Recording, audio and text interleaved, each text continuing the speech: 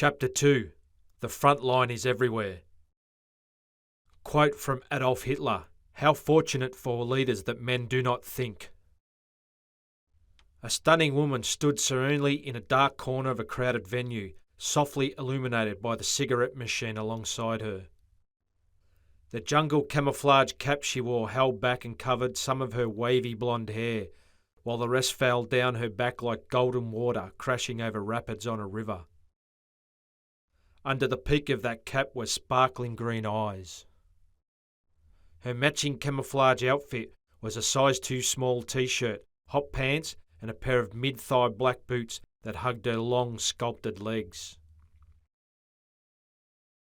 It was midnight and the atmosphere at the popular gentlemen's club, the Golden Rooster, needed a boost.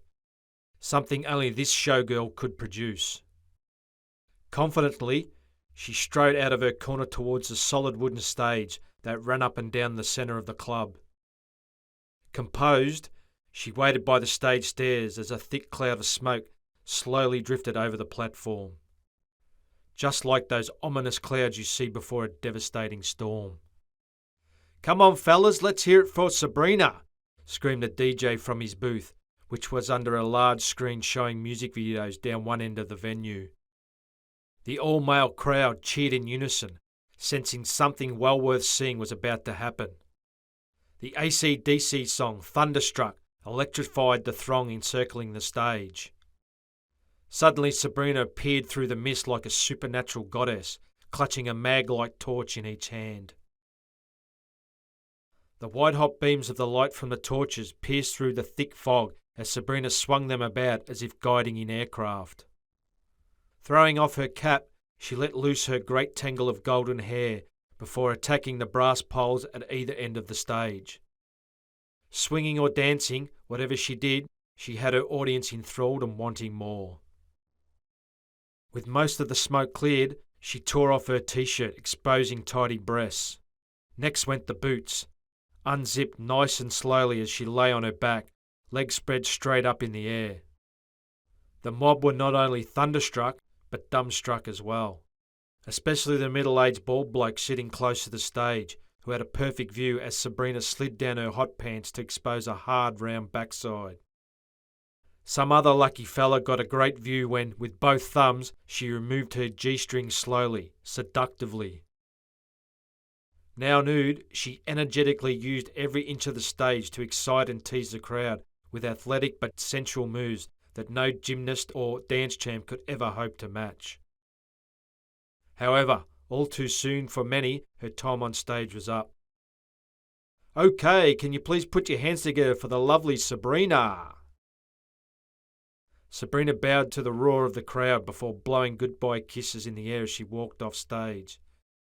She had come to them like a beautiful apparition, and then she left them with a thirsty addiction. As he sat at a small round table near the stage, even Farrelly was impressed by Sabrina's performance. Desensitised long ago by Bangkok's bar scene, he found it hard to step back into a typical strip joint and enjoy it these days. But there was something special about Sabrina that separated her from the rest. The only reason Farrelly had agreed to the trip to the club with his mates was to meet up with Devlin Davies. They were supposed to have a couple of drinks together and bury the ill feeling between them, but business demands had seen Davies cancel. Back at the round table, Farrelly shook his head as he caught up with the conversations his married friends were having with a couple of dancers. A tall brunette and a surgically built blonde were working in tandem, trying their hardest to pry some dollars out of some tight pockets. Feeling a bit on edge, Farrelly got up from the table and left his mates without saying a word. His friends noticed him leave, but said nothing, as they'd seen him like this many times before. Downstairs with a vodka, lime and soda in hand, Farrelly drifted in and around groups of men 3 to 4 deep, around tables covered in naked ladies. He wandered aimlessly, confused, unsure what he was searching for. 10 minutes later, disappointed at not finding what he was looking for, Farrelly headed back upstairs. The crowd up there had thinned a little, making life a bit more bearable as Farrelly sat back down with his friends. After finishing his drink and ordering some more for his mates, Farrelly soon forgot his angst as he spied some likely-looking types seated in a corner of the venue. Sitting upright with tattooed arms folded across their chests were 6 men, who talked and acted with hubris and brutality. The first to catch Farrelly's eye was the huge leather jacket-wearing leader of the crew. He was in his 50s and had a shaven head and a long pure white goatee that finished just above his large round gut. 4 others at the table were in their 30s and 40s. These men sported goatees and big moustaches, and dark polo shirts were their uniform. The odd man out in the group was a sandy-haired bloke whom Farrelly recognised. It had been a few years, and he'd stacked on about 15 kilos of muscle, and now had tattoos on his neck, arms and hands, but there was no mistaking that youthful face. Billy Wilkinson was 18, quiet, respectful, and just off a cattle station somewhere near Katherine in the Northern Territory when he was posted to Farrelly's platoon. All bones and balls, young Wilkinson had endeared himself to Farrelly with his keenness to learn everything that's needed to become a proficient soldier, all of which Farrelly was only too happy to teach him. Wilco was green, not necessarily experienced green, which he was, but green as in army slang for a soldier highly motivated to master the role of a rifleman. For the few months Farrelly and Wilkinson spent together, they trained hard and played hard. Often Farrelly would pass by Wilco's room and ask the young bloke if he wanted to come down to the battalion boozer for a few, only to find Wilkinson studying tabulated weapons data. Even when Farrelly was posted to a specialist platoon, the two stayed steady friends. Then Farrelly suffered an injury that ended his military career, and as with a lot of blokes from his old battalion, he never saw Wilco again, till now. Farrelly decided not to go over and catch up with Wilco, as he didn't like the company he kept, which indicated that he probably wasn't the same fresh-faced kid Farrelly had known anyway. However, this decision was about to be reversed, because coming towards him was a gorgeous beauty with a vodka, lime and soda in her hand. Sabrina's smile was like her act, breathtaking. Farrelly blinked a couple of times, then turned to his mates, who hadn't taken their sorry eyes off the exotic dancer, who had changed into a luminescent green sarong and bikini. She stood in front of Farrelly, hand outstretched, offering him the drink. "I can't believe it. I've never had a bloke not take me up on an offer of a free drink before," Sabrina said in a thick suburban accent. "That's for me, is it?" Farrelly asked instinctively.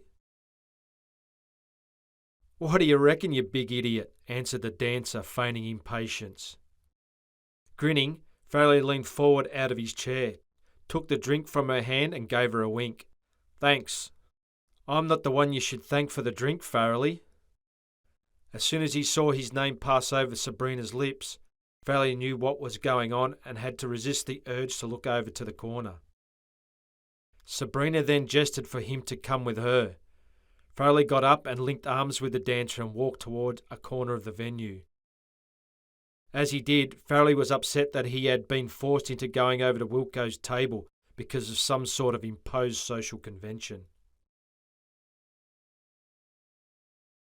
Wilco stood up and gave Farrelly a firm handshake, while placing his other hand on Farrelly's shoulder. "I had a feeling I'd see you sooner or later here in Melbourne. I remember you saying once how you used to work in joints like this before you joined the army." "Yeah, that was a long time ago. A while ago." Those memories now felt like dreams for Farrelly. "Mate, what happened? You just disappeared from the battalion. Someone told me you did both knees during a live fire attack." Farrelly smiled and shook his head after the question. Furphies, rumour and innuendo spread through infantry battalions like an infectious disease, just like they do in a country town. Farrelly had heard these crazy stories before. None came close to the truth. "Nah, it wasn't like that, mate," Farrelly said as he gave a nod to the big bloke in the corner with the white goatee to acknowledge his presence. Stone-faced, the crew leader nodded back. "What happened then, Faz?" an intrigued Wilkinson asked. "Who cares, mate? It's history." "Oh, well, you're looking pretty fit anyway." This statement from Wilco made Farrelly smile again and turn to Sabrina. She shot back a winning grin of her own. After introducing Farrelly and explaining their relationship to everyone at the table, Wilkinson pulled up a chair for his old pal.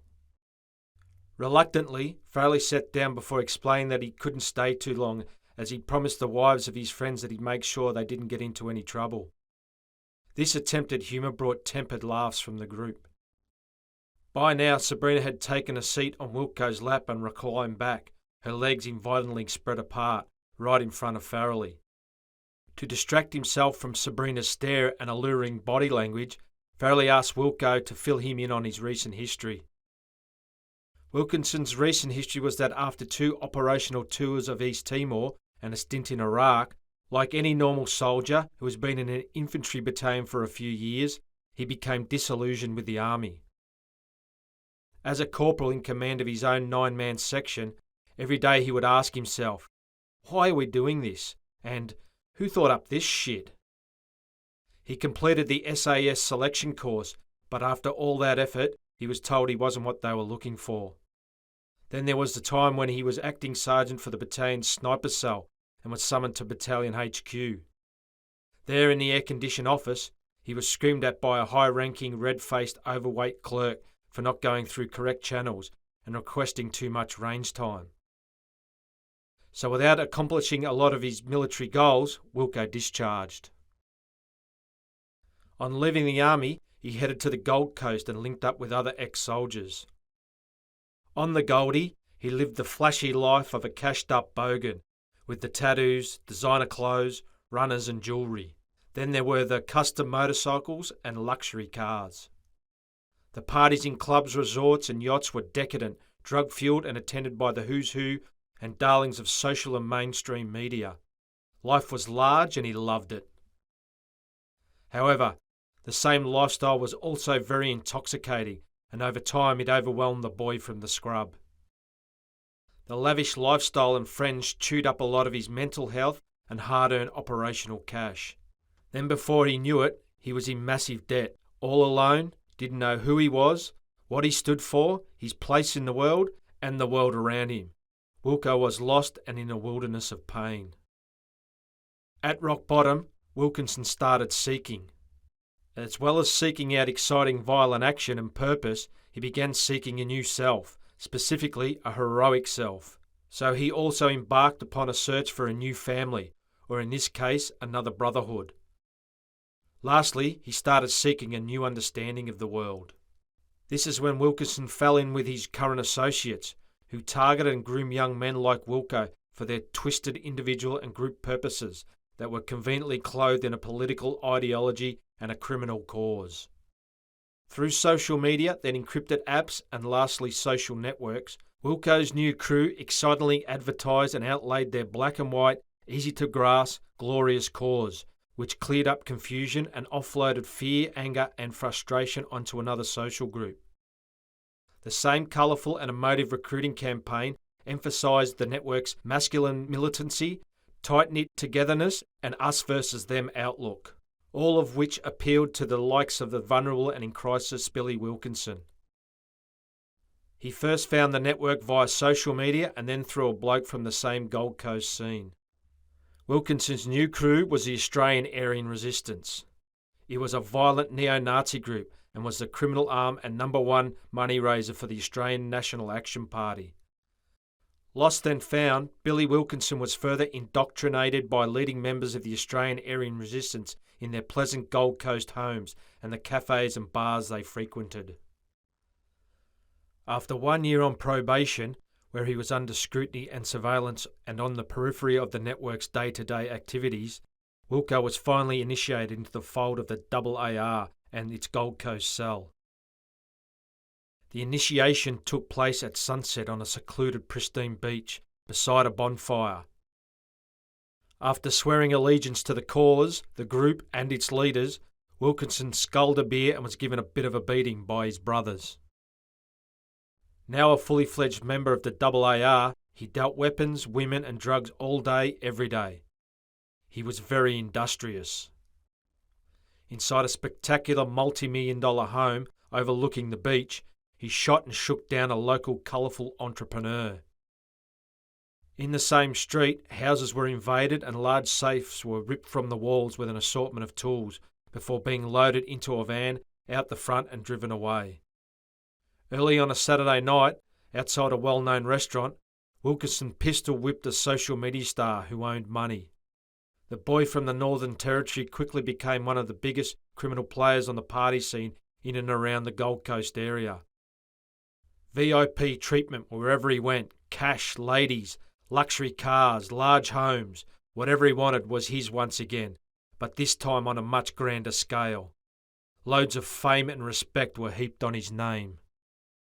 The same party scene once again provided Wilco with the exciting violent action he so desired, because it was based in bars, nightclubs, strip joints and car parks. Those were the places where criminality and the mainstream converged. It was a scene where violence could and did erupt at any time. It was also a scene made up of multiple edgy subcultures, such as outlaw motorcycle gangs. Battles with bikies for criminal territory and pride, and brushes with law enforcement added to the excitement and took the whole experience to another level. With all of this, he was also providing his people, his cause, and his brothers with a great service. In his head, he was a soldier again. He was just in a different battlefield and area of operations. He wasn't a criminal. No, he was a soldier again, fighting a grand cause, and the cause was the survival of the white race. Leading members of the AAR were all too willing to emphasise and reinforce this for him, so it would sink in and sit in his head like cement. Billy Wilkinson was on top of the world, until he came up against an outlaw motorcycle gang that was hell-bent on muscling in on the Australian Aryan resistance lucrative criminal action. One night he was sitting and drinking with a couple of fast women in his living room when he was paid a violent visit. The beating Wilco suffered at the hands of the bikies put him in hospital for a couple of weeks. The incident made him question his choices and put him in touch with his mortality. This is normal for those who live beyond the norm and get smashed up for it. After the gang war that led to Wilco's beating was settled through negotiation and compromise, members of the AAR National Committee decided to send him to Melbourne. There, in a new city, he could start anew, and they could use his youth, looks and skills to make money for the weak AAR cell in the south. Wilco didn't fill Farrelly in on all the details of his past few years, but Farrelly gathered most of it not only through his mates' muscles and tats, but also by the hardened maturity in those once naive eyes. While the senior Melbourne AAR members at the table filled their hands and time with some of Sabrina's work pals, Wilkinson told the dancer embellished stories about Farrelly in his days in the battalion. This made Sabrina's already bubbling feelings for Farrelly almost come to the boil. After placing his empty glass on the table, Farrelly thanked his host, then stood up from his chair. Wilco pleaded with him to have one more drink, and Sabrina stretched out one of her tan legs and kicked him in the shin. "Hey, you can't go yet, mate. The night hasn't started," the dancer joked. "The night started for me when I saw your show, and after sitting opposite you for the last 10 minutes, trust me, I'm done. See you later." Farrelly turned to head back to his mates, but before he could take a step, Wilco grabbed his arm. A little away from the AAR table, Wilkinson leant in and spoke in Farrelly's ear discreetly. "Listen, if you want anything, I mean gats, any gear, whatever you want, I can get it for you, no worries." Wilco then gave Farrelly his phone number. Being polite again, Farrelly punched the number into his mobile phone.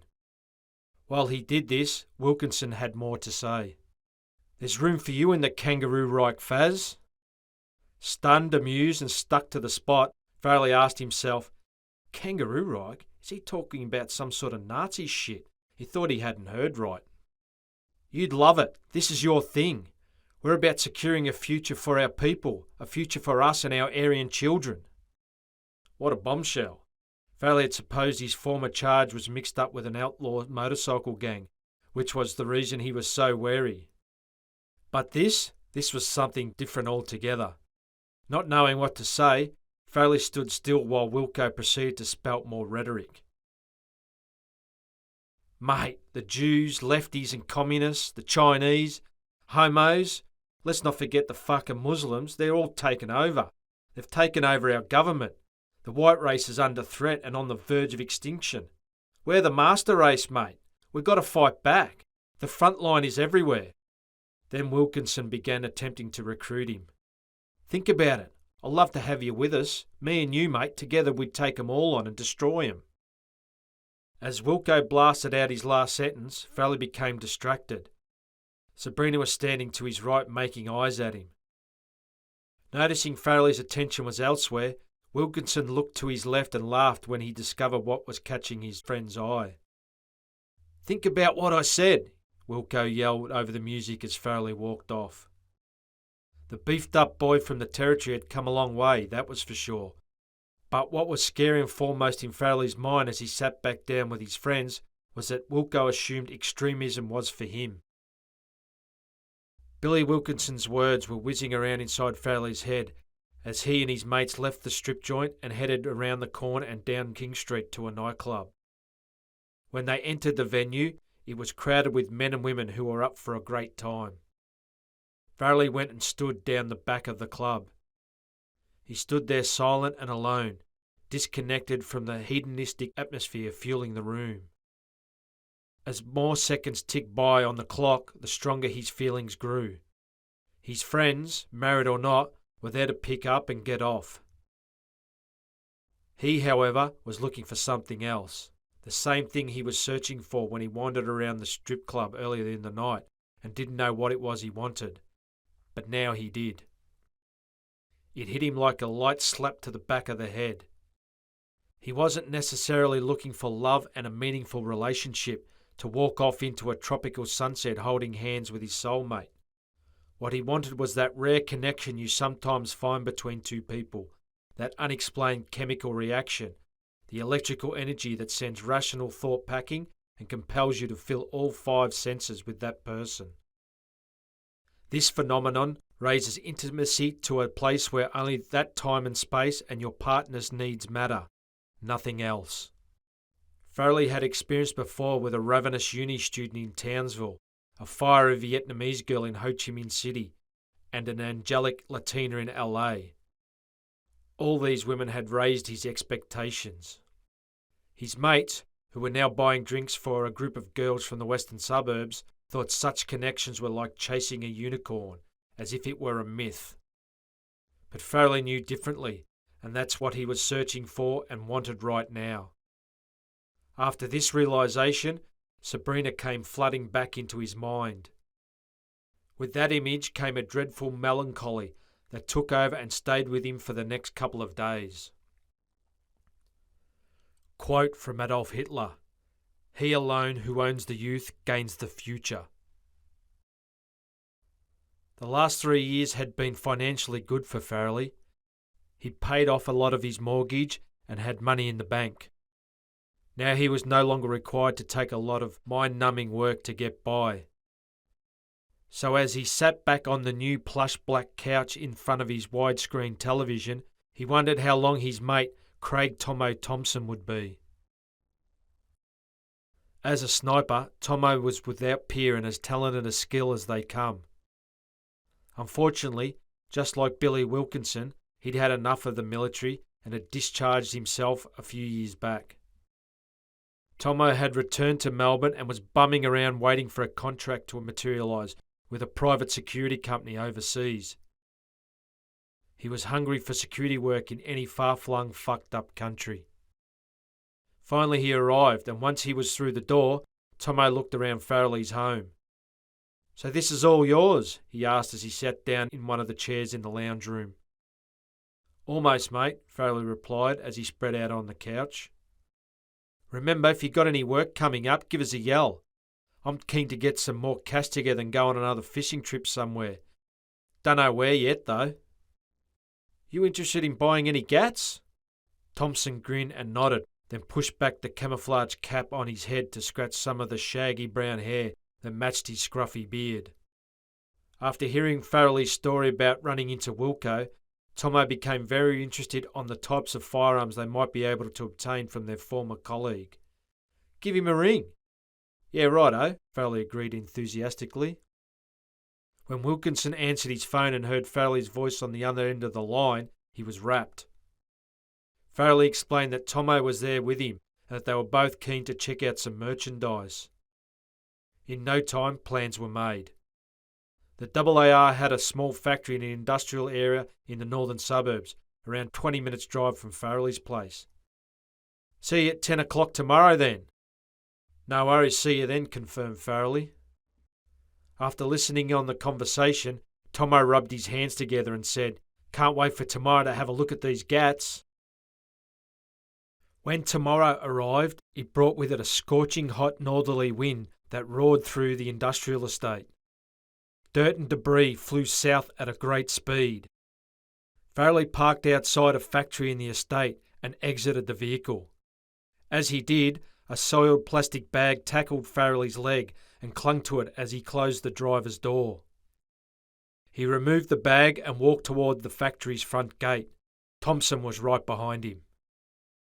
Seconds later, the two ex-soldiers stood under a camera that faced down over the factory's driveway and massive steel gate. Along with the gate, a reinforced concrete wall protected the outer perimeter of the AAR lair. Just as Farrelly was about to extract his phone from his pocket to ring Wilco, the formidable gate opened slowly. Behind it was a nondescript brown brick factory with a large office window and big silver roller door. Parked in front of the office window was a silver Maserati sedan. The glass office door swung open quickly. "What do you think of the Maserati?" shouted Wilkinson from the threshold. Tomo didn't reply. He had firearms on his mind and was not one for flashy cars. Farrelly gave the car a glance. He wasn't that impressed either, but gave Wilco a small nod of acknowledgement anyway. As he stepped into the air-conditioned front office, the first thing Farrelly noticed was a long table. Covering the table were 3 different coloured bed sheets. Under the sheets were some prized black market goods. The second thing that stood out was that all the windows facing out to the factory floor were blacked out. The last thing he noticed was a giant, gold-framed portrait of the King of England on the wall to the right. Singlet-wearing Wilkinson proceeded to peel back the sheets on the table. When he'd finished, on the table could be seen enough hardware to start a nasty little war. Tomo and Farrelly stood there in awe. "Jesus fucking Christ, it's a smorgasbord," blurted Farrelly. Evenly spread out from left to right, according to country of origin and without magazines in them, were 10 AR-15s, 10 M16A2 assault rifles, and 4 scarred Browning 9mm pistols. Next were some FN SLR rifles, but what caught Farrelly's eye was 6 Australian-made F88 assault rifles. With them were some Browning 9mm pistols. There were also 6 Chinese knockoff AK-47 assault rifles. Also of Chinese origin was an assortment of large and small caliber pistols and revolvers, some of which came with suppressors. What attracted Tomo's eye was a Russian Dragunov SVD. The 7.62 semi-automatic sniper rifle had a sight mounted on the top. He picked it up, then did a quick clearance and inspection as if he'd handled it a million times before. Farrelly and Wilco watched on in silence as Tomo placed the butt of the rifle into his right shoulder. He pointed the weapon out of the window and took up a sight picture of an imaginary enemy on the outside wall. "Used one of them before, have you?" Wilkinson inquired. "Only in my head a few thousand times." Not only were there military weapons on the table, but there was also a large selection of hunting rifles and shotguns. "I'm thinking you've got ammo for all this?" asked Farrelly while watching his mate put down the Dragunov and start inspecting other weapons. "Tins and tins full," Wilkinson answered confidently. "I don't know if you can tell me, Wilco, and I don't think I really want to know, but how are you getting hold of all the ADF gear? Aryan soldiers who are prepared to do what it takes to repel a Chinese invasion or take to the streets to overthrow the Zionist occupational government." "I see," Farrelly replied sceptically. "There's billions of the bastards out there." The mention of the real or mostly imagined enemies of white Australia made Tomo and Farrelly raise an eyebrow each. "I see. What happened to all those other groups that were looking to eliminate the white race? Farrelly said, measuring his words. Yeah, we'll get those cunts too. I see. Farrelly scrutinised a 5-shot 12-gauge pump-action shotgun that was in his hands. I'll take this bastard, he announced. He put the weapon into his shoulder and took a sight picture out of the window with the bead at the end of the shotgun's barrel. How much? The answer Farrelly received from Wilkinson made him whistle loudly and reassess whether he wanted the shotgun that badly. Shit! I was keen on the Dragunov, Tomo cried out. Sensing his old battalion buddies were put off by the high black market prices, Wilco made them a generous offer. I'll tell you what I'll do. Since I'm such a good bloke, I'll let you borrow whatever guts you want, and I'll give you shitloads of ammo as well. What's the catch? Farrelly said, jumping in quickly. Maybe you blokes can do me a favour one day. Can't make you any promises, Wilco. That's cool. With the deal struck, Farrelly went and brought his ute in behind the factory's walls. He and Thompson loaded it up with their new toys and a lot of ammunition. But before they left, Wilco gave Farrelly a phone number, which he saved to his phone. As Farrelly drove his loaded ute out of the factory's gate, Tomo remarked, Wonder what's in that factory. Fuck knows, a disinterested Farrelly answered as he turned out onto the deserted street. Yeah, and whose phone number did he give you? Don't worry about it. You should have distracted him while I loaded an AK and shot the cocky prick. Then we would have had a right arsenal and whatever else was in there. Farrelly chuckled at Tomo's semi-serious suggestion. The phone number that Billy Wilkinson had given Farrelly led him to the Oasis bar on busy Sydney Road. This northern inner-city watering hole had character. It had no poker machines or TAB. Instead, it had furniture that was lucky to have lived on past the 70s, and a few walls that might need some paint. In the darkened front bar, Farrelly bought a beer from a barman in a bright orange Hawaiian shirt. Then he stepped back outside onto the footpath and took a seat at a table in the sun. As a convoy of blokes from the bush passed the pub in mud-covered four-wheel drives, Farrelly weighed up whether he had made the right move. He was certain he hadn't. However, later as he watched a procession of courier and trades vans drive by, he forgot the negatives and promoted the positives of meeting up with the exotic dancer Sabrina, who was busy with her fashion design course at a technical college just around the corner. ASAP Rocky's song, Love, Sex, Dreams, was playing in the background when Farrelly spotted a young woman in tight jeans and a white baseball cap crossing the road at the traffic lights. The night before, when he had talked to her on the phone, Sabrina had told him he wouldn't recognise her dressed down and away from the men's club. This could have been true, although there was no mistaking that body and her natural golden hair. As she came closer, her body language appeared awkward. She lowered her eyes and hugged a bag full of books close to her chest as she approached Farrelly. He examined her more closely. For a second, her less confident manner had thrown doubt into his mind. She placed her bag of books on the table where he was sitting and greeted him with a nervous smile. Hi, how are you? Farrelly studied her face as she stood there highlighted by the brilliant sun, waiting for a response. She did look a lot different, but also a lot better. That heart-crushing smile now seemed more sweeter. Those small round freckles around her nose that had been covered up by makeup in the club made her cuter. You look great, Farrelly commented without thinking. Shut up, I look terrible, she replied as she walked into the pub. Sabrina returned with a glass of beer in her hand. She sat down opposite Farrelly, got comfortable and took a sip of her beer. Farrelly continued to check her out. Her response was to go red in the face and look away. Noticing her discomfort, Farrelly turned his gaze elsewhere and took a swig of his beer. For a while, neither knew what to say. To make the date that bit more uncomfortable, all the traffic noise from the main road disappeared. The dynamics between the two had drastically changed. She was no longer the sex kitten from the Golden Rooster, and he was no longer behind the barrier of just being another punter that she flirted with in the club. So how's the course going? Farrelly figured that Sabrina's love for fashion design would get her to open up and get the conversation rolling more easily. Excellent, she replied. jumping at the chance to talk about something. Farrelly didn't hear too much of her next few sentences. He was still soaking her up. He couldn't believe the distance between the girl on stage and the woman in front of him. The expanse was ocean-like. Things began moving much better. The conversation was relaxed and open.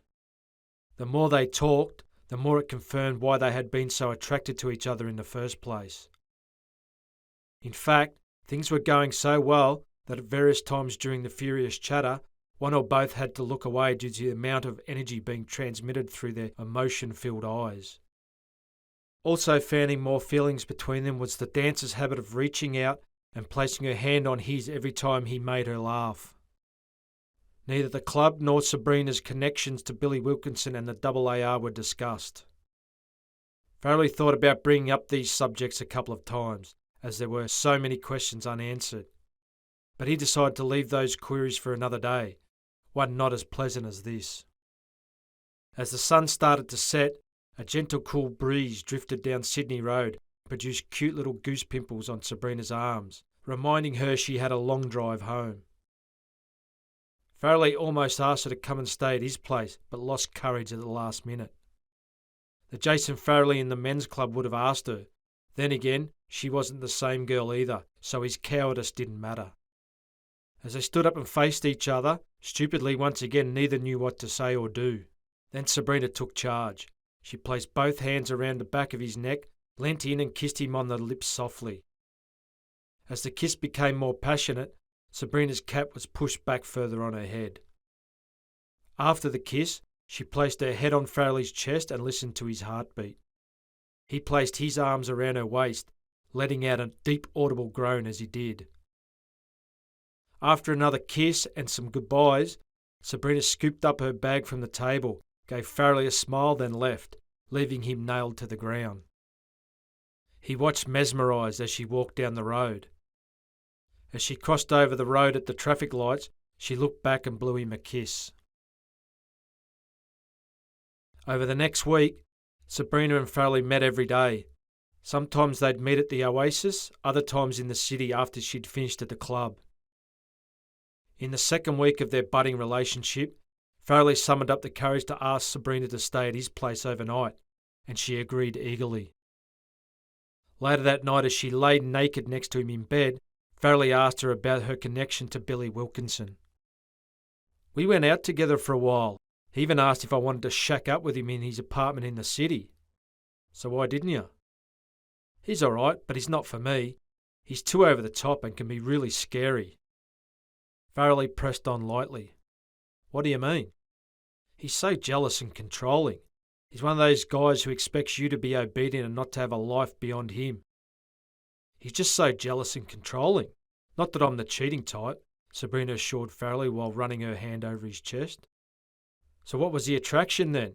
A puzzled Farrelly inquired. I guess I'm just into bad boys. That last sentence forced Farrelly to think. Never had he thought of himself as a bad boy, but when he mulled over it some more, he could see how people got that impression of him with his background and demeanour. A couple of days later, Farrelly got a call from Wilco. The call was to invite him back to the factory where he'd picked up the firearms. It seemed the neo-Nazi cell was having a get-together that night. Farrelly was just about to make an excuse to get out of going when Wilkinson mentioned that Sabrina would be there. Something didn't seem quite right, but Farrelly accepted anyway. Hours later, in front of the AAR den, under the portrait of King Charles III, a woman with a fit body was in the middle of a sex act with a sex toy when Wilco and Farrelly walked through the front door. They grabbed a beer each from one of the bins full of grog and ice by the door, and Wilkinson guided Farrelly through the crowd of rowdy Aryans to the far corner. In the corner was the president of the Melbourne AAR cell. This was the same guy from the Golden Rooster with the long white goatee.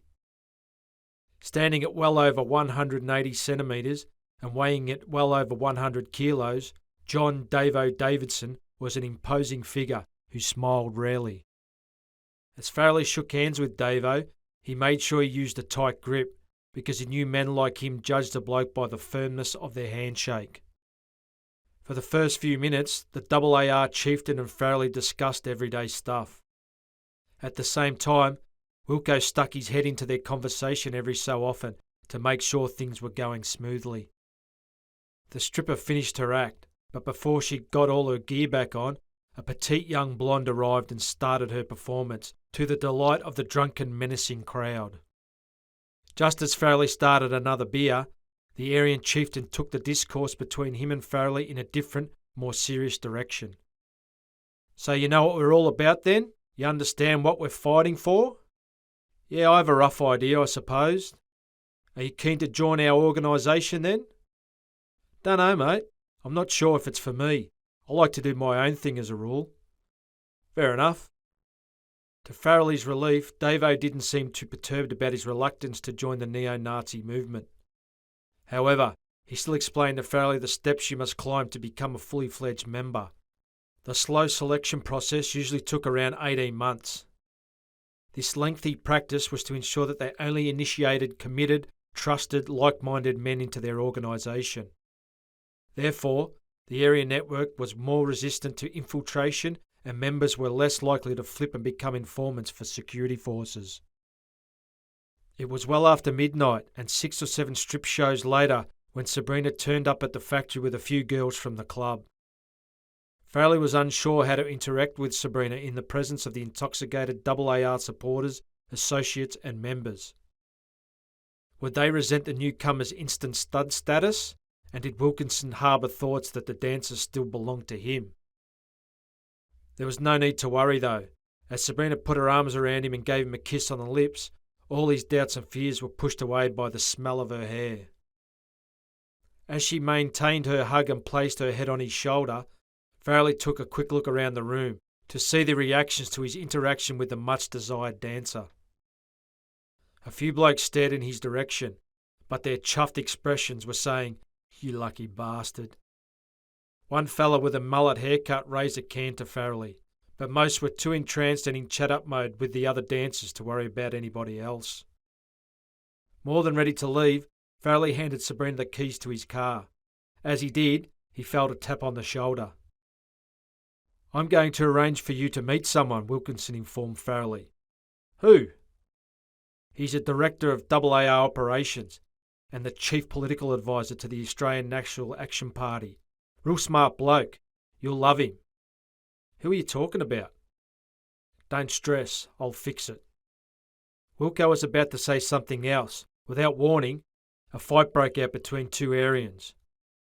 Two guys of the same size traded wild punches with such ferocity it made Farrelly take a step back as they came his way. As the brawlers got closer, Farrelly threw Sabrina in behind him to protect her, but before they reached him, the bloke on the back foot landed a straight right hand that stopped his opponent in his tracks and drew blood from his nose. No one seemed in a big hurry to stop the fight, including Davo, who was still in his corner watching the action. The two fighting Aryans worked themselves up against the furthest wall, and neither had thrown an effective punch since the straight right. Exhausted, they wrestled each other to the ground. With a small nod, the AAR chieftain gave the signal to stop the fight. Wilkinson and another member lifted the brawlers off one another and separated them. Thinking this was an opportune time to leave, Farrelly grabbed Sabrina by the hand and left the room without saying goodbye. The following morning, as the sexy blonde lay next to Farrelly in his bed, he asked her if she knew who the director of operations was. The name she mumbled into her pillow made Farrelly sit bolt upright. He asked again to be sure.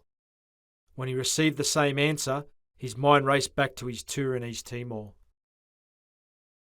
On another steaming hot day at Junction Point Alpha, the crossing point between Indonesia and East Timor, Farrelly was flat out controlling crowds of Timorese as he stood by a raised boom gate. The locals were either travelling between the two countries or being processed to be resettled into East Timor. To add to the organised mess, a Defence Force VIP guided tour appeared from behind the junction point in four-wheel drives. The first Farrelly knew about the Deputy Prime Minister's visit was when a soldier in a tower above the boom gate yelled, "Hey, some big knobs here!" Adding to the chaos were the trucks lined up and down the road through the junction point for 100 metres. The trucks had been hired by the UN to cart the meagre possessions of the refugees. Searching these loaded vehicles for weapons and illegal contraband were the always relaxed Brazilian MPs. As Farrelly waved through more refugees and sent them towards the tin shed that housed East Timorese customs, the VIP party approached him. Captain Jones, the 2IC of the rifle company Farrelly belonged to, introduced him to the visiting VIPs. "So you enjoying your tour?" the Deputy Prime Minister asked weakly, with a distorted look on his face and sweat pouring from his brow. "Yeah," responded Farrelly crisply, hoping the VIP party would leave and let him do his job. "Do you think you're helping these people in their struggle to establish a new independent democratic nation?" "Yeah." It was true. Farrelly did think they were helping the Timorese, but that wasn't the sole motivation for joining the army, and it hadn't been for any patriotic reasons. He wanted to test himself, and he had a strong want for soldiering. All other reasons came lower down on the list. Meanwhile, the Brazilians looked up from their work every now and then and chuckled as they watched the reluctant soldier conversing with the high-ranking politician, who was surrounded by government and military officials. However, what Farrelly thought or was doing meant little to the politician, as he called over his aide, Roger Schulenberg. Immaculately decked out in R.M. Williams gear from head to toe, Schulenberg was a handsome man with a strong jaw, short black hair and a lean physique. At the summons from his boss, Schulenberg left a group of boffins he was in discussion with and approached Farrelly with a thick book under his arm. As the aide drew closer, he pulled the book from under his arm and thrust it in Farrelly's face. "This is the Deputy Prime Minister's memoirs. You must buy yourself a copy. It's out now, and it's a brilliant read." As he leant backwards in disgust, Farrelly contemplated snatching the book out of Schulenberg's hand and smashing him over the head with it. The Brazilians paused from their work to have another laugh at the frustrated soldier. As the aide lowered the book, Farrelly got a better look at him. The first thing he noticed about Schulenberg was a set of cruel blue eyes that made the hair on the back of his neck stand up. It had been many years since their brief meeting at Junction Point Alpha, and a lot of turbulent waters had travelled under their two unstable bridges. A couple of years after Schulenberg's VIP tour of Timor, his socio-political views had become out of line with the conservative political party with which he and his family had a long history, so much so that he ended up leaving the party acrimoniously. He then started his own party, which was against further migration and wanted those who were not aligned with his party's strict conservative, nationalistic policies to be made to do so through law.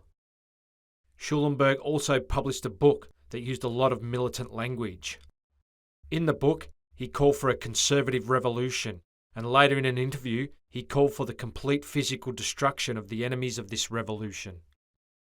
However, this party and its policies failed to gain traction amongst the political class or the public. Schulenberg had some support in the conservative media, but this wavered and he eventually became a political and social outcast when he appeared on a talk show and declared that the Australian state was secretly run by conspiratorial groups and the white race was under threat.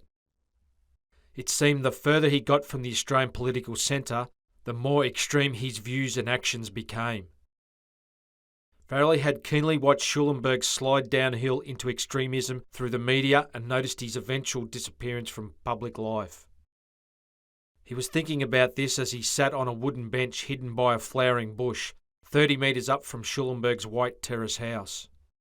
He had no trouble recognising the former aide as he walked up the well-shaded street in a plush suburb south of the Yarra. Momentarily, he took his eyes off Schulenberg and watched a bee buzzing around a flower on the bush in front of him.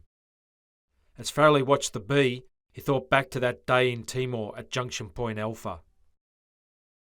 After the VIP party had left the junction point, Captain Jones came angrily after Farrelly, who was on a break and standing in the shade.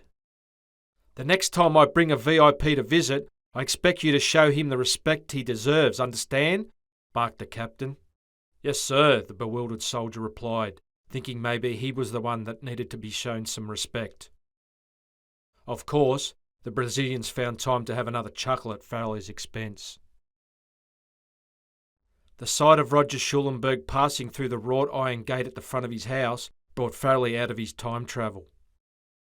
After he watched the Aryan leader enter his house, Farrelly decided to sit for a few more moments to collect his thoughts. As he knocked on Schulenberg's front door, Farrelly wondered about his lax security. The door flung open, and a cold pair of eyes pushed Farrelly back on his heels. It appeared that neither time nor Schulenberg's struggles had dulled those piercing eyes. After introductions and a handshake, both men took a seat at an ornate iron outdoor setting on the front veranda of the white building. A lemon tree in the yard provided them with shade. "So you served with young Billy in the Australian Defence Force, did you?" "Correct," confirmed Farrelly, knowing there was no way Schulenberg remembered him. "That's excellent. I think all young Australians should serve their country in one of its armed services, especially the army. I'm in favour of conscription myself." "Did you serve in the military yourself?" No. My parents and I thought it would be best if I served our once great nation in another capacity." The meeting had just begun, and already the neo-Nazi leader was getting on Farrelly's nerves. Making matters worse, Schulenberg then spoke with pride and hubris about his time in government touring Australian operational theatres, and how he related to and understood the mindset of the Australian soldier and his sacrifices. "It's a great and honourable thing for one to dirty his hands for his country," Schulenberg preached to himself more than to the man sitting next to him. When Sabrina had mentioned Schulenberg's name the other morning, Farrelly's first reaction was to hand back those gats he and Tomo borrowed from Wilco, then sever all ties with the Aryans and the dancer. However, after he'd cooled down, some ferocious force from deep down inside his soul commanded him to confront the neo-Nazi. But the question was, for what purpose? As Schulenberg continued to rave on, Farrelly discovered the answer. Confront the extremist leader and take him out. "Make no mistake, Farrelly. What the courageous Australian soldier did on the front line in East Timor, Afghanistan and Iraq is the equivalent of World War I and II, Korea and Vietnam," ranted Schulenberg. Meanwhile, an inner voice ordered Farrelly to kill. Somehow he managed to control his outer demeanour, while his eyes searched for a blunt instrument to strike the Aryan leader with, or a cable to use as a garrote. "Believe me, our enemies have taken power and intend on making us extinct." Schulenberg was now so wound up that he failed to notice Farrelly's murderous eyes staring at his throat. Farrelly envisioned grabbing the neo-Nazi from behind in a rear naked choke and tightening the choke till Schulenberg's face turned blue and he ceased to exist. Just as a pumped-up Farrelly was about to stand and realise his inner visions, someone walked through the front gate. Jane Schulenberg had eyes just as cold and cruel as her husband's. When Farrelly looked into them as they were being introduced, he shivered internally. Lucky for Roger Schulenberg, the arrival of his wife threw Farrelly off balance mentally. For the time being, his assassination plans were put on hold. Jane sat down with the men on the veranda and proceeded to spew out as much extremist rhetoric as her husband. As Farrelly listened to more of the Schulenberg's worldview, he contemplated, then dismissed taking them both out right then and there, as it may have become too messy. Once they had run out of ideological steam, Roger Schulenberg challenged Farrelly to join their ranks. "This is a great opportunity for you to once again put your shoulder to the wheel. Time to jump on our team for a grand victory over our barbarous and devious enemies," he suggested. Farrelly faked thinking seriously about the offer for a couple of seconds before replying. Well, there's a lot to think about, that's for sure. Thanks for your time, though. It was interesting." Everyone stood up. "Well, it was a pleasure to meet you, and I hope we meet again, sooner rather than later, Farrelly," the Aryan leader said as he stuck out his right hand. "Yeah, thanks again," Farrelly replied as he shook hands with both Schulenbergs. He then walked off toward the front gate. As he headed back to his ute, he muttered to himself, "Fucking Nazi wankers."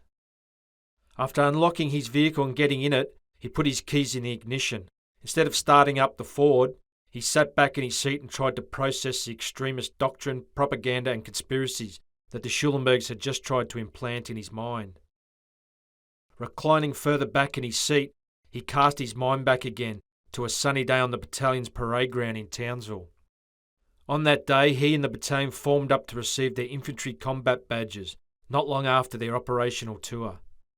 He recalled being a little ashamed taking the badge from a Vietnam veteran, who asked Farrelly to help him pin the badge to his uniform, as he had the tops of his fingers missing, courtesy of an enemy improvised explosive device.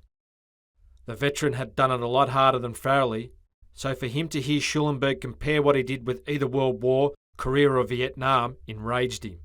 He was sick and tired of hearing such talk.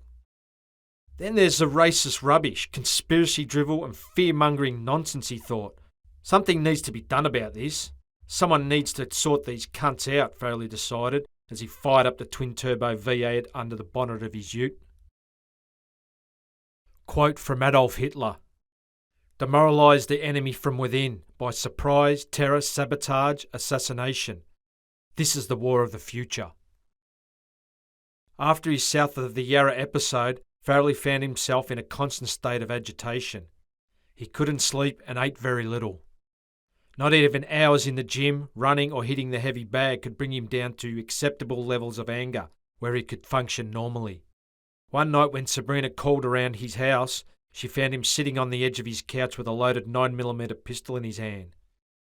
He had a pump-action shotgun lying on the coffee table, also loaded, and the movie Natural Born Killers was playing on the TV. "What's going on, Jace?" she asked tentatively from a distance. "That fucking Wilco. He's the first one going down, the dumb cunt." Sabrina slowly walked over to the coffee table, picked up the remote and turned off the television. Some soothing words from the dancer as she sat next to Farrelly on the couch released some pressure from that shaky nuclear reactor inside his head. Once she got him to grin then laugh a little, she knew the potential for a major massacre had been averted. When he cooled down, Farrelly concocted another plan for the Aryans, one that didn't involve mass murder. The seeds of Farrelly's cunning plan for the neo-Nazis were to be sown in Melbourne's docklands. There, a warm wind drifted up from the mouth of the Yarra River as a few tourists meandered up and down New Quay, eyeing off the big yachts moored down the esplanade end of the dock. Living in one of the tall apartment buildings lining the waterfront was Billy Wilkinson. What Wilco didn't know was that a popular radio personality and comedian who was going to have a major impact on his life lived in the building next to his.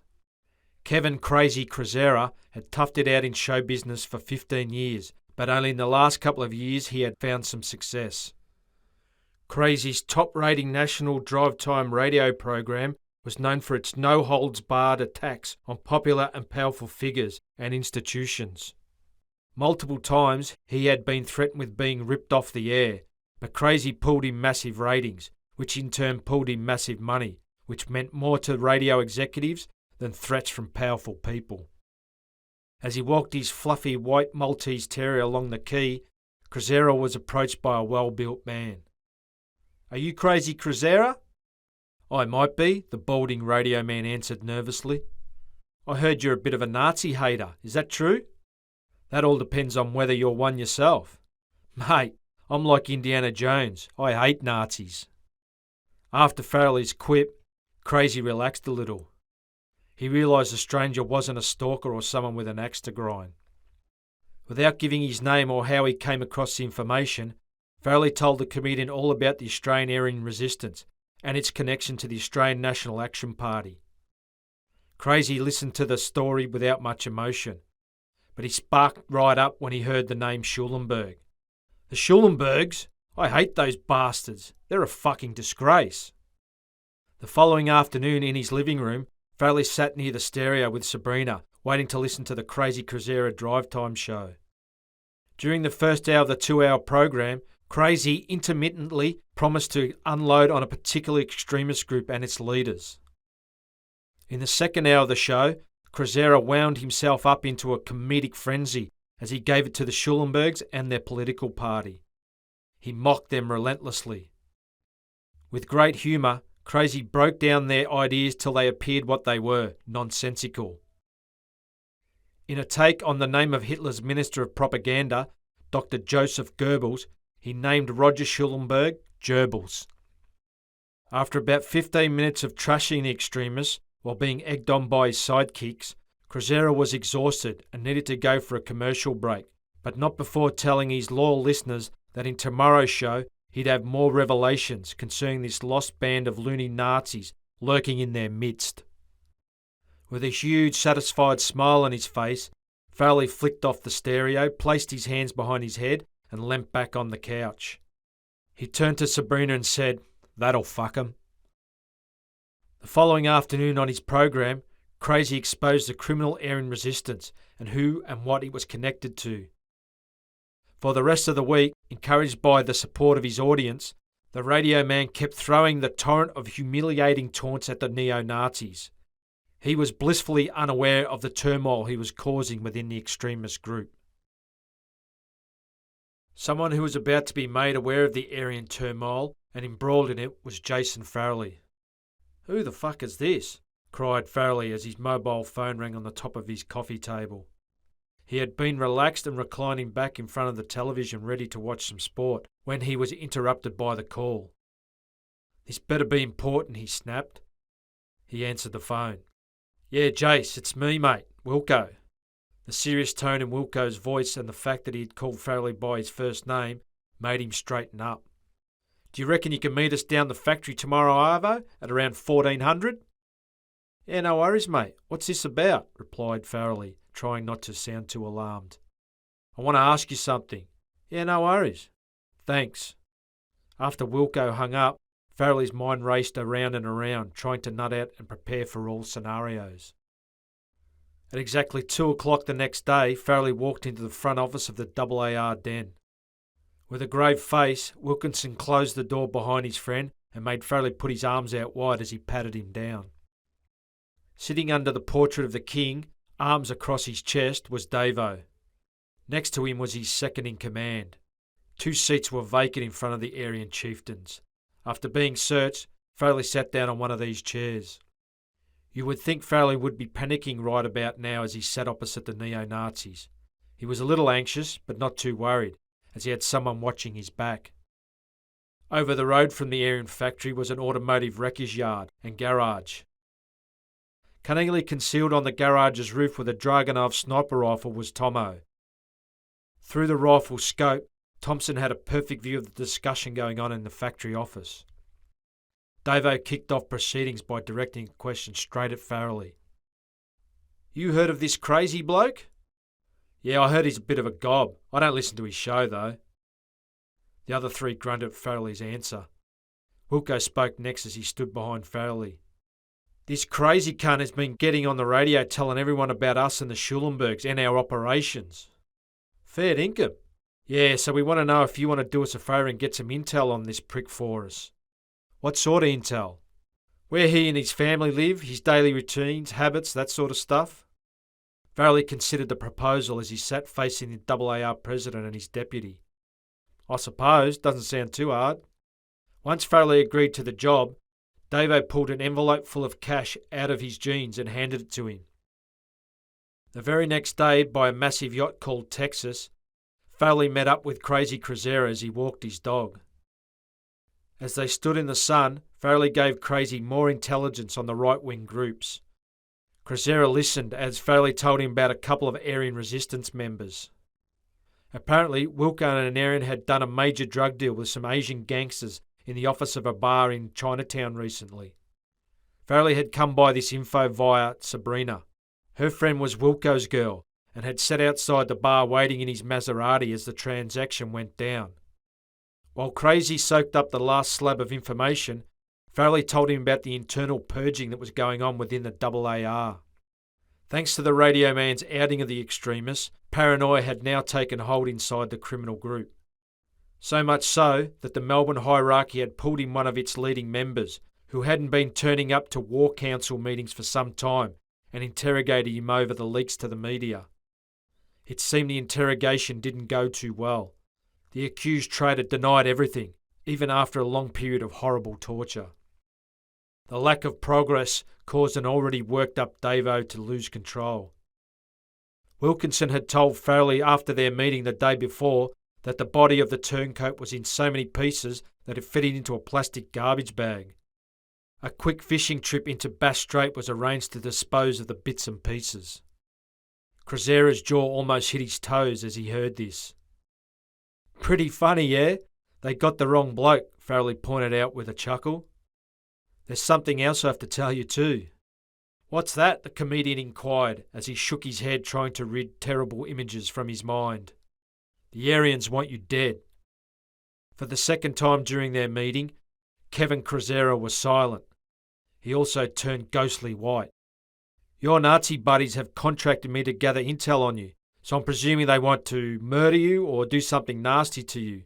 Either way, you're fucked, my friend." So what do we do? Go to the police?" "No, don't do that. I'll take the contract to cap ya." "And then?" demanded the radio man. "I'll kill you." Crazy's mouth fell open again. He took a step back and stared at Farrelly in horror. His dog yapped loudly. A huge grin broke out on Farrelly's face. He closed the gap between them and slapped Cruzera on the shoulder. "Just joking, mate." While Farrelly was frightening the living hell out of Kevin Cruzera, Sabrina and her best friend, Wilco's stunning dancer girlfriend, were drinking cocktails at a rooftop bar in the CBD. By 06:30 the following morning, the two girls were still partying but in another bar. They were having fun playing pool with a group of young men at the back of the venue when Billy Wilkinson walked in. Iced to the eyeballs and out of it on whatever else he could get his hands on, Wilco stood by the front doors looking like muscled mayhem on legs. It was a girl's high-pitched laughter that caught his ear first. When he scanned around in the direction of the merriment, he saw something that made him thirsty for blood. Wilkinson knocked over drunks and cokeheads as he charged towards the pool tables. He was in one of those heavy moods that changes lives forever.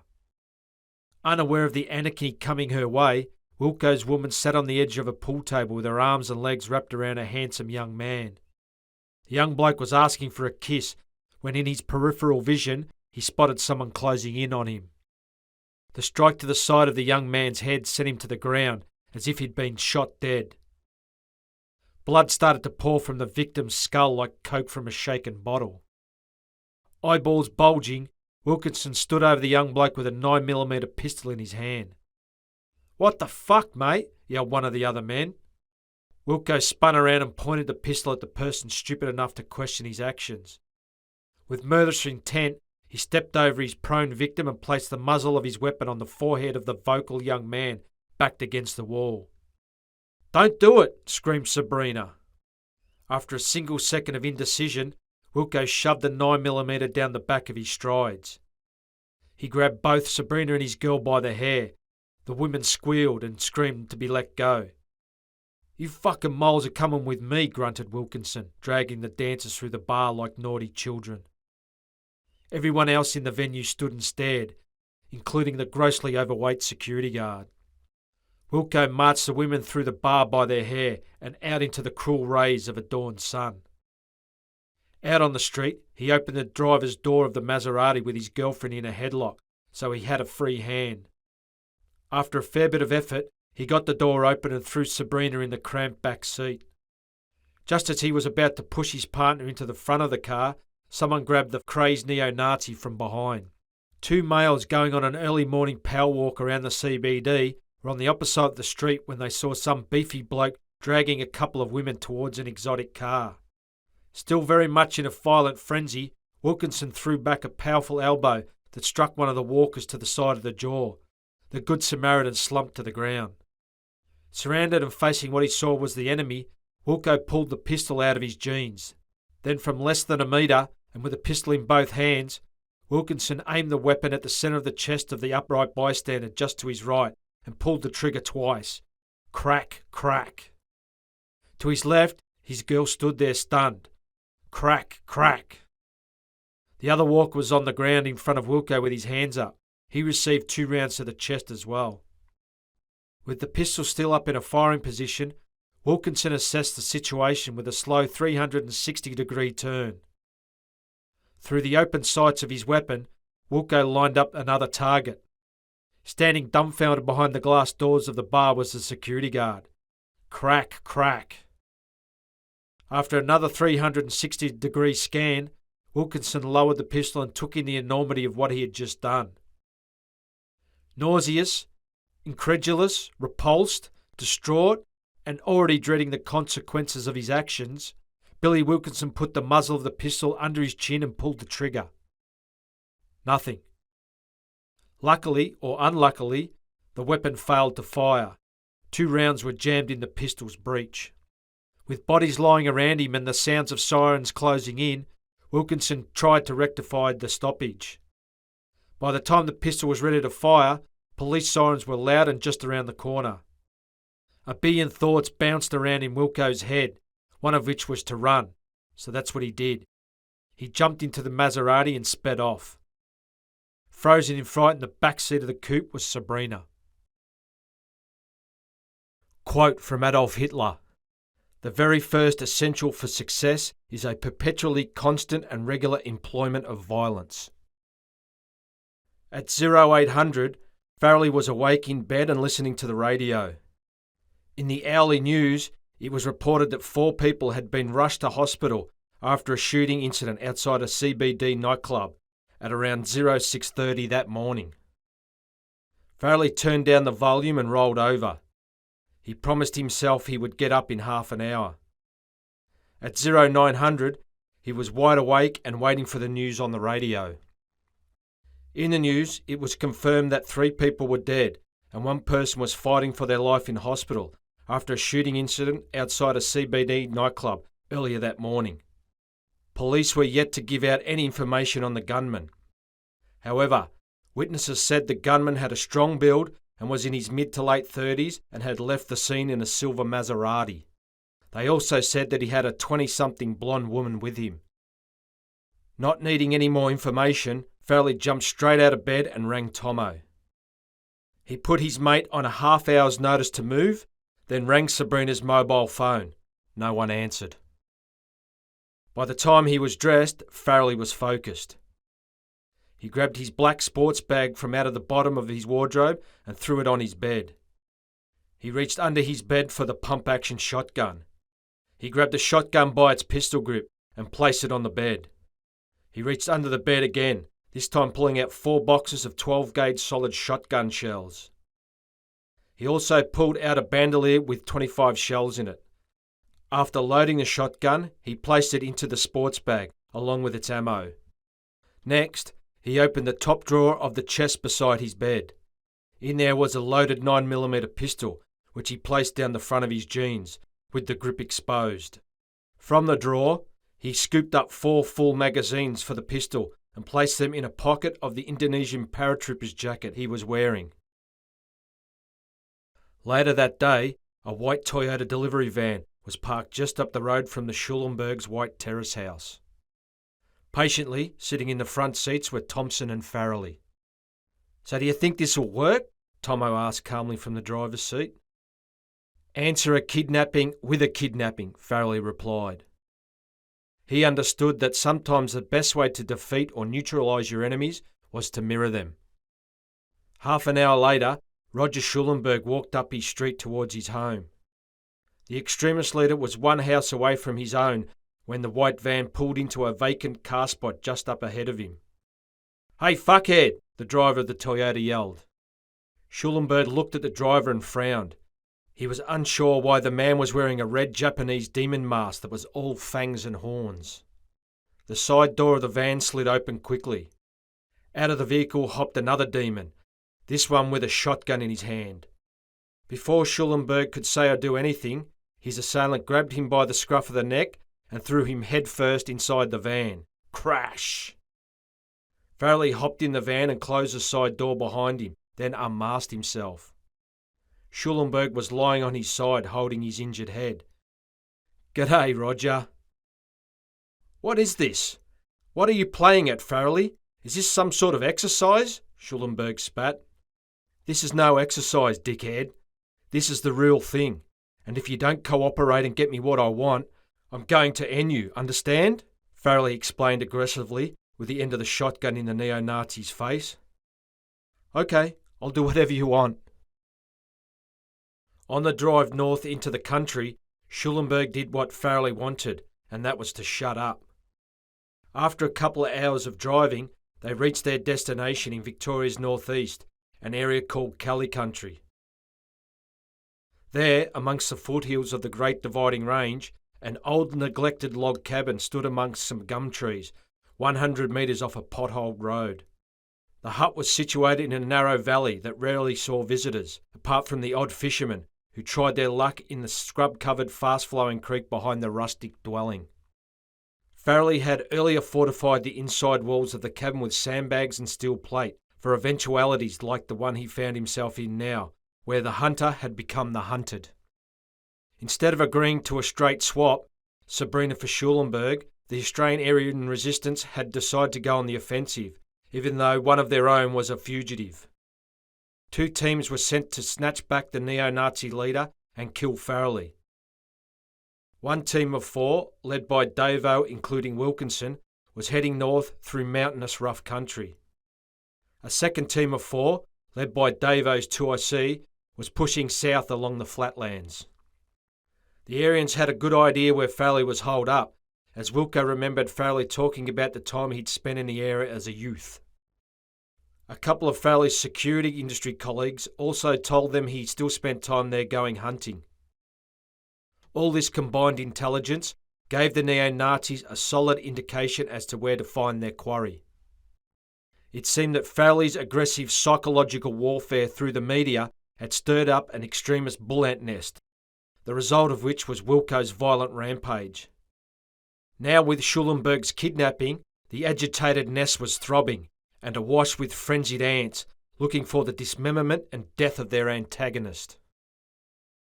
It was a mild, clear day as Tomo and Farrelly, both armed, patrolled the tabletop ranges behind the hut.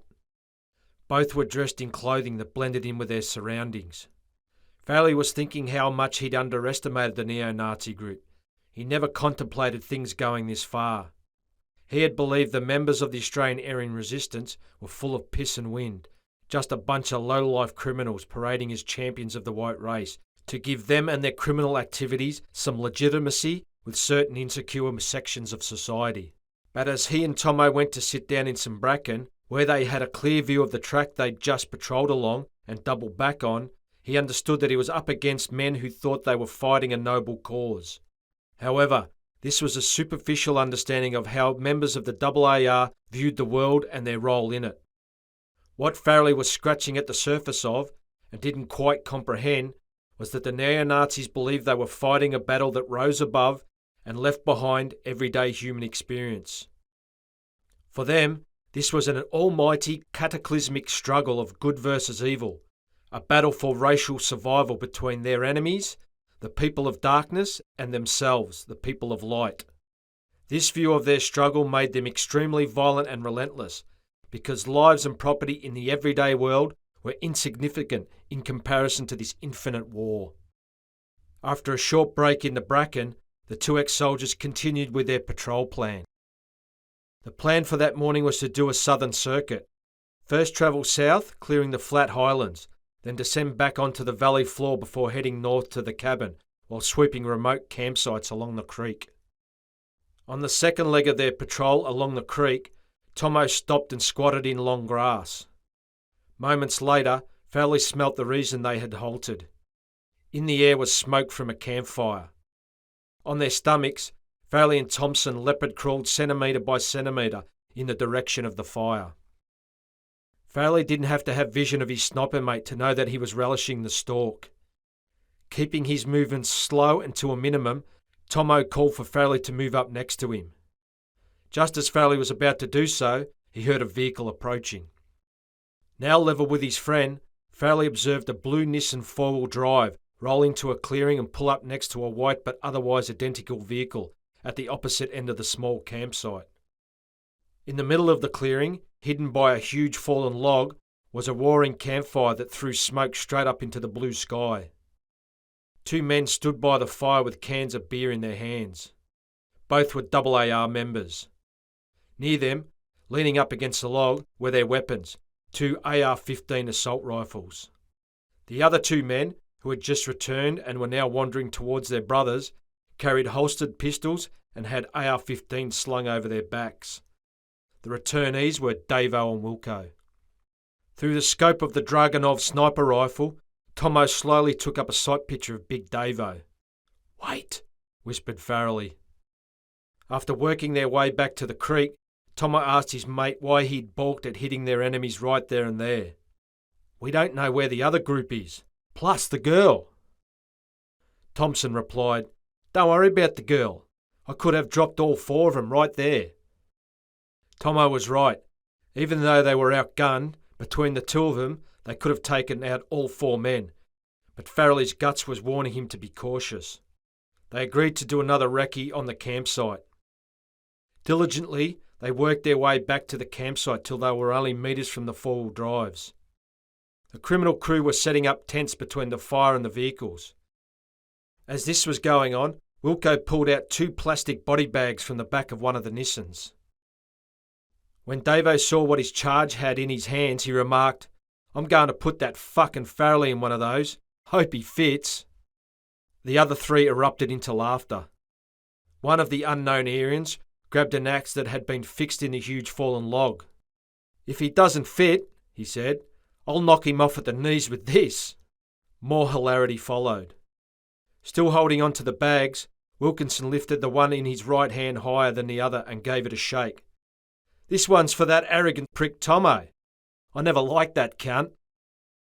Nearby in thick scrub was a pissed-off sniper. Next to him, Farrelly was having a good old chuckle. By the time Farrelly and Thompson got back to the hut, sunset was nearing, and inside the hut, Schulenberg was scared and hungry and longed to see his home again. He never anticipated being chained to a massive old cast iron stove inside a leaky, stinky old cabin. He inspired, incited and sent people to do violence, then profited from it, but he was never supposed to be touched by it. By the cabin's back door, Farrelly and Tomo held a discussion, then agreed that everything had to be sorted out the following day. Once they agreed to this, they started to plan. A large part of this planning was based on what they heard earlier at the Aryan campsite, as the neo-Nazis discussed their plans for the next day. According to the Aryan chieftain, he and Wilkinson would go out in the early morning in a Nissan and search for signs of Farrelly, and they would be back before lunch. Davo had made 2 mistakes. The first error was splitting his force in 2. The second was his complacency, due to the presumption that Farrelly wasn't in the area. The Nazi crew had no idea they had camped only a kilometre away from their foe's fortified cabin. Early the next morning, Farrelly advanced with purpose towards the Aryan campsite, with his weapon at the ready. As he did this, he found it harder and harder to breathe. In line with him, a few metres away, Tomo was having the same problem. A few steps later, a parked white Nissan 4-wheel drive appeared right in front of them, but there was no sign of life in the campsite. Suddenly they heard voices. Farrelly propped for a second, then moved forward again, trying not to make any noise. A few metres from the edge of the clearing, Farrelly spotted 2 Aryans with their backs to them. They were standing around the fire drinking coffee. Tomo had seen the same thing, and also that the Aryans had their weapons leaning against the fallen log. Without looking at each other or saying a word, Farrelly and his mate made their move. "Show us your hands! Don't you dare go for them weapons!" Farrelly's command echoed through the hills. "Show us your hands!" shouted Tomo. As they turned in shock, both Aryans dropped their coffee mugs. The one close to Farrelly made a quick dash for his assault rifle. Farrelly fired a shot, but the solid round from the shotgun missed the moving target. The neo-Nazi disappeared behind the log with his weapon. When he popped back up, the Aryan had the weapon in his shoulder and it was pointed at Farrelly. Boom! Farrelly fired first. When he lowered the shotgun back to its original position, he found no target. Then the Aryan behind the log bounced up with his hands up, but something seemed wrong with his face. The solid projectile from the shotgun had struck him through the right eye, lodging in his brain. "Fuck, I've been hit!" he cried pathetically, before falling headfirst over the log, dead. Tomo and Farrelly had their weapons trained on the remaining enemy combatant as they advanced on him in a steady, well-balanced walk. Don't do anything stupid, warned Tomo. The man with his hands up looked at his Aryan brother, who was on the ground convulsing uncontrollably. After commanding the prisoner to get down in a push-up position on his fingertips, Thompson searched him methodically. Farrelly had the muzzle of his shotgun resting against the man's head just in case he got any ideas. After searching the prisoner and plaster-cuffing him, Tomo and Farrelly did a sweep of the campsite and vehicles, which produced lots of weapons, ammunition and explosives. The arsenal made it apparent that the Australian Aryan resistance hadn't travelled in the hills happy just to kill Farrelly, they wanted to obliterate him. By the campfire, the prisoner explained to the two ex-soldiers that the blue Nissan and its occupants were due back at the campsite in around 40 minutes. While they waited for the other neo-Nazis to turn up, Farrelly told the talkative prisoner to get his leader and Wilkinson to give themselves up when they returned. Farrelly wanted them alive. He still had to find out where Sabrina was, if she was still breathing. Slowly, time ticked away in the campsite as they waited for the four-wheel drive to return. The prisoner was sitting on the log by the roaring fire telling a joke to Farrelly and Tomo when the sound of an approaching vehicle put a halt to the fun. "Stay here by the fire and don't give us up or you'll end up like your mate down there," Farrelly instructed the Aryan, pointing at the nearby corpse. The prisoner nodded as Thompson cut the cuffs off him. Tomo placed himself behind the fallen log where he could get a clear view of the driver. To the sniper's right, Farrelly crouched down out of view behind the front of the white wagon, which with all things going to plan, would provide him with a clean fix on the passenger, but well out of Tomo's line of fire. Moments later, the blue Nissan came into view. It was about to enter the campsite via a bush track at the other end of the clearing from where Tomo and Farrelly were positioned. As it stopped just short of the white vehicle, the Aryan by the fire approached the returning party. Davo rolled out of the driver's door of the blue wagon and slammed shut the door behind him. Wilco hopped out of the passenger side and slammed his door as well. Both men left their assault rifles inside the vehicle. "Give it up, fellas, they've got us." On hearing this bizarre statement from their Aryan brother, the other two men looked at each other over the bonnet of the blue Nissan and smiled stupidly. Synchronised, Tomo and Farrelly took up fire positions behind their respective cover. "Show us your hands," they yelled together. The Aryan chieftain went for the pistol holstered on his thigh. A 7.62 round struck Davo in the chest. From his left flank, a solid 12-gauge slug slammed into his ribs. Good as dead, but on his knees, the Aryan chief instinctively felt for his weapon. Crack! The next round from the Dragunov blew open his head, sending blood and brain matter flying everywhere. From about 5 metres away, Wilkinson quickly assessed the situation and drew his pistol. Crack! He let go an instinctive round from the hip at Farrelly. The shattering of the front window of the white Nissan alerted Farrelly that he was under fire. He adjusted his aim to the right, then in response fired 4 quick rounds at Wilco, who backed off quickly into the bush, shooting as he went. Both combatants missed each other, but made a mess of the four-wheel drives. Tomo was seething, as he couldn't get a clear line of fire on Wilkinson because of the blue Nissan. By the time he got into a better position, the target had disappeared into the scrub. Making the most of all the confusion, the Aryan prisoner had jumped into the blue Nissan, started it, turned it around, and was escaping out of the campsite. Crack! Another 7.62 shot rang out. What was left of the Aryan's head fell forward onto the steering wheel. The vehicle smashed head-on into a thick gum tree. Crouched down behind the bullet-marked white vehicle, Farrelly reloaded the shotgun from the bandolier around his waist. Behind the log, Tomo was scanning the bush through the sniper rifle scope, waiting for Wilco to reappear. But that wasn't going to happen, because Billy Wilkinson was moving through the bush parallel to the track he'd driven in on. Wilco moved with speed, even though he had to stop every few metres then prop behind a log or tree to try to catch out his pursuers and get a shot at them. As silence settled in the valley, not only were Wilco's legs getting heavy, but so were his thoughts. Sucking in deep breaths from behind a tree, he was not only worrying about his former mentor Farrelly coming after him, which was a very frightening prospect, but there was also the perceived pressure of Tomo stalking him with that deadly Dragunov. Quickly, the day became very cold and foreboding.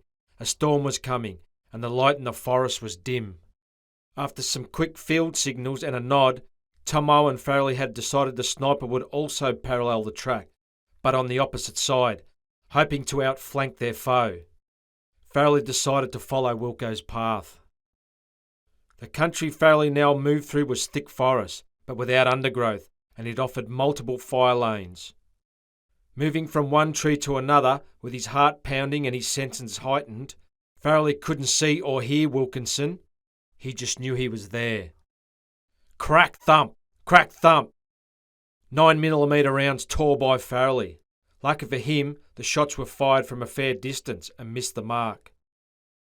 From behind a tree trunk, he returned effective fire slightly to his right, in Wilco's direction. He reloaded as his opponent backed off further into the scrub. Farrelly crossed a dry creek bed and moved up a slope, working his way around a tiny clearing.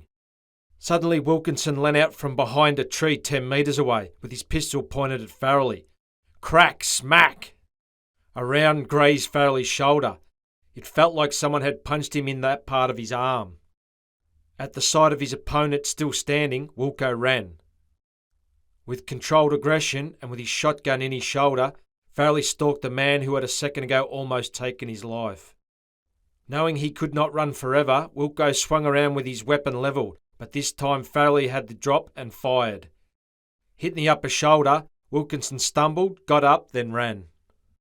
Sensing the end was near, Farrelly followed his wounded quarry. For the second time in as many seconds, Wilco started to turn, raising his pistol. Just as he completed the turn, Farrelly let loose a solid 12-gauge round. The projectile smacked hard into the Aryan's chest.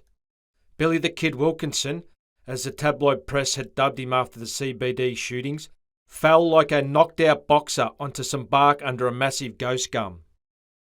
As Farrelly hurried up the slope where he had wounded Wilco the first time, he accidentally kicked the 9mm pistol as it lay on the ground. It seemed Wilkinson had dropped the weapon when he was hit the first time.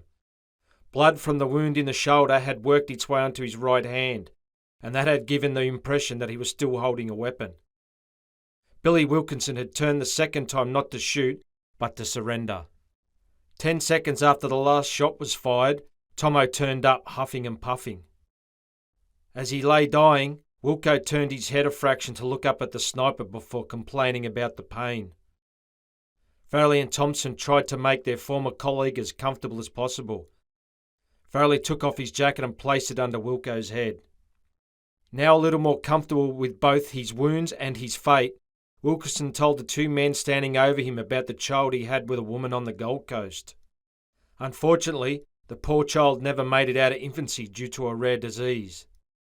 Now the idea of meeting up with his child in a little while brought a serene smile to Wilco's face. Sensing the permanency of death was moments away, Billy Wilkinson stuck out his hand. Farrelly knelt and grabbed the dying man's hand tightly. From previous experiences, Farrelly had enjoyed duelling with the likes of Devlin Davies and looked forward to putting them in Wilco's position, but the distressing sight of Wilkinson dying touched something deep inside Farrelly. It was something that he'd never felt before, and he couldn't refrain from saying, "Sorry I shot you, Billy. I really am." Now down on both knees next to the dying man, he placed his shotgun on the ground, then pulled his pistol out of the holster on his hip. "Here, take this and shoot me," Farrelly pleaded as he placed the pistol in Wilco's hand. "It's only fair, mate." The weapon fell from his hand to the ground. "You told me once if you carry a gun, someone will come after you with a gun," Wilkinson said philosophically. He then arched his back and groaned in great pain. Farrelly picked his shotgun up off the ground, stood up and placed the end of its barrel a centimetre away from Wilco's heart. When he realised what his old mentor was about to do, Billy begged, "Please, just let me die. Hasn't there been enough blood spilled today?" No longer able to watch Wilco die in agony, Farrelly discharged his weapon. Quote from Edward Ned Kelly. "Certainly their wives and children must be pitied, but they must remember those men came into the bush with the intention of scattering pieces of me and my brother all over the bush. A lone fisherman looking for trout along a creek wandered into a clearing and found the gruesome remains of a fierce fight that had taken place there a week earlier. When Victoria police members scoured the area, they found no weapons, ammunition, or empty shell casings. The media reported that Billy the Kid Wilkinson was found 300 metres away from the campsite killing ground. The outlaw was wrapped in a bright blue plastic tarp. It was also said that when the body was unwrapped, Billy the Kid had his favourite 9mm pistol in the hand placed on his bloodied chest. The police rounded up all members of the Australian Aryan resistance and raided their properties. In the Aryan lairs, they discovered large arsenals of weapons, ammunition, and millions of dollars worth of illegal and prescription drugs and cash. However, in one factory in the northern suburbs, all they found were a couple of ransacked shipping containers. The containers had been emptied except for some precursor chemicals and other drug-producing equipment. In the wash-up, everybody assumed that the gun battle and deaths in Kelly country were most probably the result of a factional fight inside the extremist group, although a lot of rumours flew around town to the contrary. As for Roger and Julie Schulenberg, friends and relatives of the two told police they had fled to Europe in fear of their lives and could not be contacted. Someone else who was uncontactable had promised Farrelly miles and miles of solitude. This attractive endorsement and Sabrina's voice were singing in Farrelly's ears as his ute hummed along the highway, heading for Paradise Beach in Gippsland. As he drove, Farrelly thought about the first thing Wilco uttered when he saw Farrelly standing over him after their scrap. Wilco explained that, once he'd cooled down after the CBD shooting incident, he decided to let Sabrina go and told her to hide. He told his Aryan brothers he had disposed of her as he had been ordered. Few people knew that Sabrina had been investing her earnings into a beachside property in the sleepy town of Paradise Beach. One of the few who did know, Farrelly logically figured that this is where he should start his search for her. After parking in the Paradise Beach foreshore camping area and hopping out of his vehicle, the first thing Farrelly noticed was the bright red head of a rosella. The bird was feeding in spiky green grass that covered parts of the camping area. He then spotted the sandy path down to the beach. As he walked down the path, Farrelly passed by a thick tea tree and a yellow-black sign warning of strong currents and rips. When he reached the beach, Farrelly's hopes and heart collapsed. On the drive down, he dreamed of running into Sabrina on the beach. He could see her depressed and wandering along the sand as she contemplated her future. When she saw Farrelly, she would flash that wondrous smile of hers and run to him like something from a Hollywood film. As he looked up and down the beach, however, there was not a person in sight. Later in the afternoon, at the camping ground, Farrelly was sitting in his ute checking out social media posts on his phone when he heard a loud car coming down the road from the town centre. An orange Subaru WRX cruised by the camping ground. Farrelly got out of his vehicle and jogged up to the road. Just as he reached the main strip, he saw the Subaru turn left further up the road. When Farrelly reached the road the Subaru had turned into, there was no sign of the orange WRX, though he was close as he could smell her scent in the air. He continued up the road. Not far up, parked out the front of a well-shaded house, was a vehicle that had sat in front of Farrelly's driveway many times before. As he nervously undid the latch on the front gate, the front wire door on the house opened. "About time you turned up," Sabrina shouted excitedly from the veranda. As Farrelly drew closer, Sabrina removed her hands from her waist, ready for a strong embrace, and whatever else comes naturally between two lovers bound by a blood-soaked bond. End of chapter 2.